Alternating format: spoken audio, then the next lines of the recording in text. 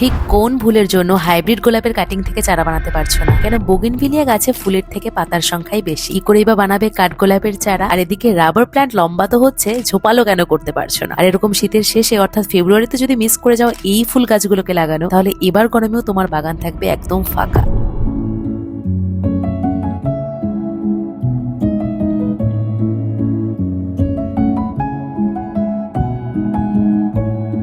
So hello, this is Pallavi and welcome to my channel Pallife tales. আজ আমি তোমাদেরকে এমন কিছু টিপস দেবো যেগুলো নার্সারি থেকে কখনো আমাদের বলাই হয় না, কারণ এই টিপস গুলো জানলে তুমি আর বারবার গাছ কিনবেই না, তোমার কাটিং ফেল করবে না, আর ফুল পাওয়ার জন্য কিনতেও হবে না কোনো হরমোনাল পাউডার। যাই হোক, চলো তাহলে শুরু করা যাক। আমাদের এখানে এখন এত শীত পড়েছে, মানে অবিশ্বাস্য। এখন বাজে দুপুর 3টে, মানে দেখে মনে হবে দুপুর 3টে বাজে। এত কুয়াশা, একদম অন্ধকার চারিদিকটা। তো সকালবেলা যখন চেষ্টা করেছিলাম শুটিং করার, এত কুয়াশা ছিল, আমি কুয়াশাই চেয়েছিলাম, এতটাও চাইনি যে একদম ভিজিবিলিটি এত কম, মানে কিছু দেখাই যাচ্ছে না। যাই হোক, তো প্রথমেই বলি, কেন বাজার থেকে কিনে আনা হাইব্রিড গোলাপের ডাল থেকে চারা করতে পারছো না? আসলে হাইব্রিড গোলাপ কাটিং থেকে হয়ই না, হয় গ্রাফটিং থেকে। মানে একটা ডালের উপর অন্য আরেকটা ভ্যারাইটি বসানো থাকে। আর গাছের কাটিং থেকে যদি গাছ করতে চাও তাহলে কখনো হবেই না। আমরা ভেবিনি আমার হাতে কোনো গাছই হয় না। আসলে ব্যাপারটা মোটেও সেরকম নয়। হাইব্রিড গোলাপ করতে চাইলে কিনেই আনতে হবে, অথবা করতে হবে নিজের হাতে গ্রাফটিং। এটা হলো আমার হাইব্রিড গোলাপের একটা গাছ। ফুলের সাইজ দেখলেই বুঝতে পারছো কতটা বড়, আর কুড়িটাকেও দেখাই কতটা বড়। কুড়িটা এত বড় হলে ফুলটা কত বড় হবে ভাবো। আমার এই হলুদ গোলাপের গাছে একটু সমস্যা দেখা দিয়েছে। বেচারি লাল হতে গিয়ে হলুদ হয়ে গেছে, নাকি হলুদ হতে গিয়ে লাল হতে চাইছে, আমি বুঝতে পারছি না সমস্যাটা কি ওর। এবার দেখো, আমার বাগানে দেশি গোলাপের একটা ফুল হয়েছে, কত বড় হয়েছে, আর রংটাও কত প্রিটি, তাই না? আর কথা যখন আসে নার্সারি থেকে গাছ কিনে আনার, এই ভুলগুলো আমি তো বহুবার করেছি, মনে হয় তোমরাও করো। তো প্রথমেই ভালোভাবে লক্ষ্য করে দেখবে গাছটা কতটা মোটা আর মাটিটা কতটা পুরনো, তাহলেই বুঝতে পারবে সেটা বেশ অনেকদিন আগে লাগানো একটা পুরনো গাছ, আর সেটাই তোমার বাগানে ভালোভাবে সার্ভাইভ করতে পারবে। তোমাদের যাদের কনফিউশন থাকে যে চন্দ্রমল্লিকা গাছগুলোকে কি রোদে রাখবো, তারপর গোলাপ গাছকে কি রোদে রাখবো নাকি ছায়ায়, তারপর এরকম বহু ফুলের গাছ নিয়ে তোমরা কোয়েশ্চেন করো যে এই গাছগুলোকে কোথায় রাখবো, তাহলে বলি, কোনো ফুলের গাছ বা ফলের গাছের সব থেকে পছন্দের জিনিস হলো রোদ। মানে তুমি তাকে যতই ভালো মাটি দাও, ভালো করে জল দাও, রোদ যদি না পায় তাহলে কিন্তু ফল বা ফুল আসবে না। আসলে দেখো, একটা গাছের সব থেকে কঠিন কাজ হলো ফুল তৈরি করা, আর তার থেকেও কঠিন কাজ হলো ফল তৈরি করা। তার জন্য আলো, বাতাস, জল, মাটি সবকিছুই একদম প্রয়োজন। চেষ্টা করবে যে কোনো ফলের গাছ বা ফুলের গাছকে সবসময় রোদে রাখার। একটু আগে বলছিলাম না যে এদিকে এত কুয়াশা, রোদের দেখা পাওয়াই যাচ্ছে না, এখন একটু রোদ এসছে। যাই হোক, তো এবার বলি, কেন তোমার রাবার প্ল্যান্ট শুধু লম্বাই হচ্ছে, ঝোপালো হচ্ছে না? এর কারণ তুমি গাছটাকে গ্রো করতে দিচ্ছ, কিন্তু ব্রাঞ্চ আসতে বাধ্য করছো না। অনেকেই ভয় পায় প্রুনিং করতে, যদি গাছটা মরে যায় এই ভেবে, কিন্তু টপ কাটিং না করলে কিন্তু সাইড ব্রাঞ্চেস বেরোবে না, আর নতুন ব্রাঞ্চেস না এলে কিন্তু বুশি লুকও আসবে না। আমার এই গাছগুলো বহু মাস থেকে এখানেই আছে। রাবার গাছ একটু সেমিশেড এরিয়াই পছন্দ করে, তাই ওকে এমন জায়গায় রেখেছি যেন রোদও পায় আবার ছায়াও পায়। সকাল আর বিকেল টাইমটা ছায়াতেই থাকে, দুপুরের দিকে একটু রোদ পায়। আমার এই গাছটা এখন এত বড় হয়েছে যে কাটাই ছাটাই করার সময় চলে এসছে। যদিও এখন ফুল দিচ্ছে, শুনেছি ফুল যখন দেয় তখন গাছ কাটতে হয় না। আমি এমন এমন ডালগুলোই কাটছি যেখানে ফুল নেই, গাছটা একটু বেশি বড় হয়ে গেছে। এটা এমন একটা গাছ যেটা একা একাই গোল হতে পারে, তবে আমি তবুও চেষ্টা করি জিনিসটাকে আরেকটু পারফেক্ট ভাবে গোল রাখার জন্য। একজন আমায় প্রশ্ন করেছিলে যে কি কি গাছ দিয়ে বাগান শুরু করতে পারি। তোমার ভিডিও দেখে ইন্সপিরেশন পেয়েছি, আমিও নিজের বাগান করতে চাই। তাহলে বলছি শোনো, খুব বেসিক বেসিক কয়েকটা গাছ, যেমন ধরো money plant, snake plant, spider plant, cactus, এমন কিছু গাছ যেগুলো কাটিং থেকে হয়ে যায়, যেগুলোকে জল দেয়া, ছায়ায় রাখা, রোদে রাখা, এগুলো নিয়ে অত বেশি ঝামেলা করতেই হবে না। প্রথম প্রথম না, একদমই কিনতে যাবে না। যারা গাছ সম্পর্কে বেশি কিছু জানো না, যারা নতুন নতুন বাগান করতে চাও, তারা একদমই কিনতে যাবে না। কোনো বন্ধুর বাড়ি থেকে বা পড়োশি হতে পারে, তাদের থেকে কাটিং নিয়ে আসবে, সেগুলোকে আগে বড় করে দেখো তুমি করতে পারছো কিনা, তারপরে শুরু করো কেনা, আর তারপরে শুরু করো বড় বাগান করা। আর ফল ফুলের গাছে হাত দেওয়ার দরকার নেই, ফল ফুল অত সহজে হয় না। এটাও কমেন্ট পেয়েছিলাম যে তুমি কত বছর থেকে তোমার বাগান করছো। সত্যি কথা বলতে এভাবে হিসেব করে তো বলা যায় না। আমি কখনো ভাবিনি যে আমি অনেক বড় একটা বাগান বানাবো বা বাগান নিয়ে ভিডিও করব, এমন কখনোই ভাবিনি। আমার গাছ করতে ভালো লাগতো, আমি টুকটাক একটু একটু করে গাছ করেছি। সেখান থেকে এত বড় বাগান হয়ে গেছে, বড় বড় গাছ হয়েছে, যেগুলো ফুলও ফুটেছে আমার থেকেও লম্বা, যেগুলোকে হাত দিয়েও আমি নাগাল পাচ্ছি না। গাছ আমি লাগিয়েছি বাড়িতে অনেক বছর থেকেই, তবে প্রপারলি বাগান কবে থেকে করছি যদি বলো তাহলে বলবো 4-5 বছর। যাই হোক, তো এবার বলি, কেন তোমার বোগেনভিলিয়া গাছে ফুল কম আর তার থেকে পাতার সংখ্যাই বেশি? যারা নতুন বাগানি আছো বা পুরনো বাগানি আছো, বাগানিরা মোটামুটি সবাই জানে যে বোগেনভিলিয়া গাছে যত কম জল দেয়া যায় তত বেশি ফুল হয়। চেষ্টা করবে গাছের গোড়া যেন শুকিয়ে একদম খড়খড়ে হয়ে যায়, একদম শুকিয়ে যাওয়ার পর তারপর জল দেবে। যত কম জল দেবে তত বেশি ফুল আসবে। আর তোমরা এটাও জানো যে বোগেনভিলিয়া গাছে কাটাই ছাঁটাই কত বেশি ইম্পর্টেন্ট। তবে ফুল দেওয়ার টাইমে কাটাই ছাঁটাই একদমই করতে যাবে না। পরের বছর চেষ্টা করবে অগাস্ট সেপ্টেম্বর মাসের মধ্যে কাটাই ছাঁটাই কমপ্লিট করতে, তাহলে নভেম্বর হতে হতে ফুল পেতে শুরু করবে।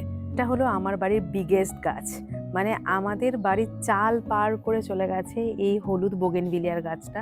আমি একটা এইটুকুনি গাছ এনেছিলাম, এটা আমি কিনে এনেছি।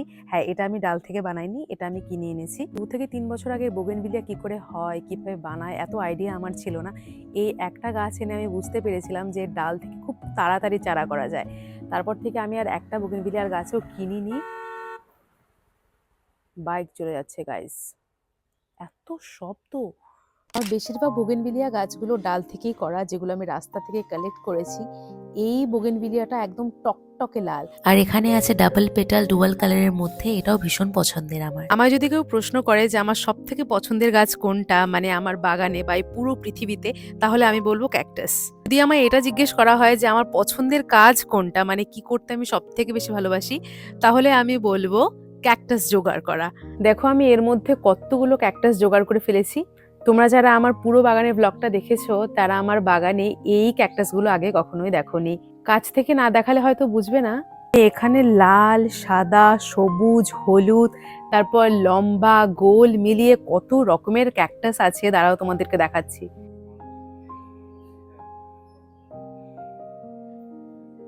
আমার বাগানের ব্লগ দেখলে দেখতে পাবে আমার প্রতিটা টবে এরকম করে 2টো করে 3টে করে গাছ রাখা। বড্ড টবের অভাব চলছে আমার। এখানে দেখো এই গাছের পাতা থেকে কি সুন্দর গাছ হয়েছে।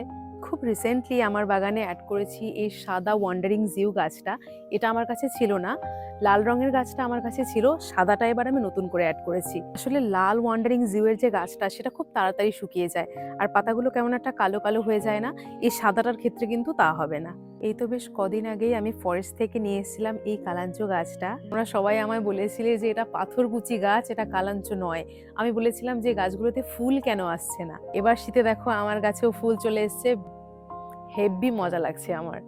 বলেছিলাম আমি ঠিক গাছটাই এনেছি, পাথরকুচি আর কালাঞ্চোর মধ্যে ভুল কি করে করব আমি।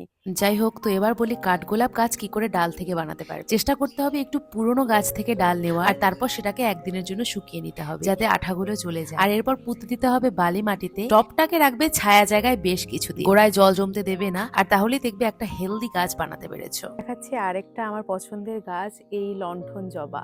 এটাকে চাইনিজ ল্যান্টার্নও বলে। এ তো বেশ কদিন আগেও কুড়ি হচ্ছে না বলে আমি কত চিন্তায় ছিলাম। এখন এই ছোট্ট একটা গাছে এসছে 40টা কুড়ি। ভাববে হয়তো বাড়িয়ে বলছি, কিন্তু না, দাঁড়াও দেখাচ্ছি।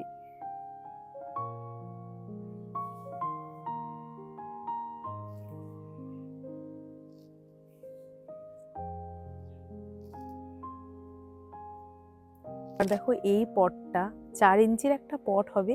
এখানে লাগিয়ে রেখেছি আমি 5-6 রকমের গাছ।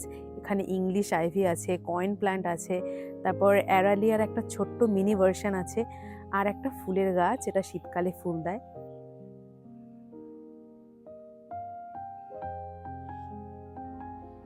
এবার দেখায় একটা অদ্ভুত গাছ। এটা সোয়েটারের মতো দেখতে একটা সাকুলেন্ট, গাটা দেখতে একদম তুলো তুলো। পাতা থেকে গাছ করার চেষ্টা করছি, নিচে দেখো শিকড়ও বেরিয়েছে 2টো। আমার প্রতিটা টবে 2-3টে করে গাছ। এখানেও আমি লাগিয়ে রেখেছি 3 থেকে 4টে গাছ। এবার ভাবছি নার্সারি থেকে গাছ কেনার আগে আগে একটা প্ল্যান্টার শপে যাব। বেশ কয়েকটা প্ল্যান্টার আনতে হবে আমায়। টব যদি না থাকে এত গাছ কিনে আমি কি করব। শেষে এই যে অবস্থা হয় এরকম, একটা টবে তখন 3 থেকে 4টে করে গাছ। এখন যেহেতু শীতকাল চলছে, তো সারাদিনই প্রায় কুয়াশা থাকে, রাত্রিবেলা তো কুয়াশা পড়তেই থাকে। একদম আকাশের নিচে এমন টাইপের গাছগুলোকেই রাখবে যারা বেশি জল চায়, আর এমন টাইপের গাছ যেগুলো একটু বেশি সেন্সিটিভ, চেষ্টা করবে তাদেরকে ছায়ায় রাখতে, এমন জায়গায় যেখানে কন্টিনিউয়াসলি কুয়াশা পাবে না। একটা দুঃখের কথা বলছি, শীত উপলক্ষে আমি বেশ কয়েকটা চন্দ্রমল্লিকা চারা কিনেছিলাম, একটা রেড, একটা পার্পল, একটা ইয়েলো আর একটা হোয়াইট। কিন্তু দুঃখের কথা হলো আমি 4টার একটাকেও বাঁচাতে পারিনি। এবার যদি জিজ্ঞেস করো যে কেন এমনটা হলো, তাহলে শোনো, বাজারে 2 রকমের গাছ পাওয়া যায়। একটা গাছের গোড়া দেখবে মাটি সহ পেপার লাগানো, আরেক ধরনের গাছ দেখবে যেটা গোড়া সহ টবের মধ্যে আছে। এবার সাধারণত টবের গাছগুলোর দাম একটু বেশি হয়, আর কাগজ লাগানো, পেপার লাগানো এরকম টাইপের গাছগুলোর দাম সাধারণত একটু কমই হয়। তো আমি এমন চন্দ্রমল্লিকা চারা কিনেছিলাম যেগুলোর মধ্যে কাগজ লাগানো, দাম কম ছিল বলে আমি বেশি করে কিনে নিয়েছি। 50 টাকা পার পিস ছিল, আমি 4টে নিয়েছিলাম, 200 টাকা নিয়েছে। এবার এই টাইপের গাছগুলো সত্যিই বাঁচবে কিনা নার্সারি থেকে গ্যারান্টি দিতে পারে না, কারণ ওরা নতুন গাছ, ওগুলোকে জাস্ট তুলে নিয়ে এসে বিক্রি করে দেয়। কিন্তু সেই সমস্ত গাছগুলো যেগুলো টবে আছে সেগুলো বেঁচে থাকার পার্সেন্টেজ অনেক বেশি, তাই জন্য চেষ্টা করবে কাগজ লাগানো, পেপার লাগানো এরকম টাইপের গাছের দাম কম হলেও না কেনা।